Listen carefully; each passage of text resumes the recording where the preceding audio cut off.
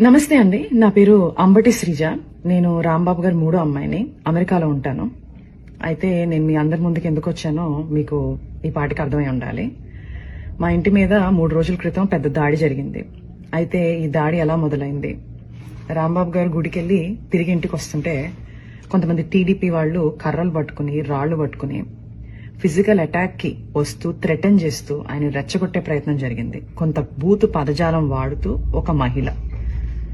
Unfortunate గా దురదృష్టవశాత్తు రాంబాబు గారు అదే మాటని తిరిగి అనేశారు. ఆ స్పర్ ఆఫ్ ద మూమెంట్ లో ఇంటికి వచ్చారు, రియలైజ్ అయ్యారు, ప్రెస్ మీట్ పెట్టారు. ఇంత పెద్ద లీడర్ గా ఉండి నా బ్యాలెన్స్ ని నేను కోల్పోయి ఉండకూడదు, నేను ఆ మాట అనుండకూడదు అని ఆయనకున్న పశ్చాత్తాపాన్ని చాలా క్లియర్ గా వ్యక్తం చేశారు. అయినా వాళ్ళు తృప్తి చెందలేరు.